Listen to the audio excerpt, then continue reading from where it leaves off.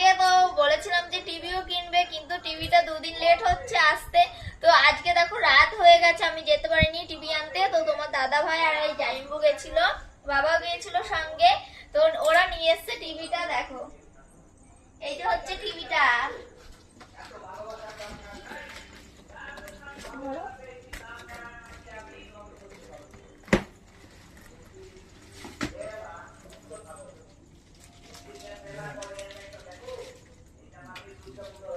এই দেখো টিভিটা।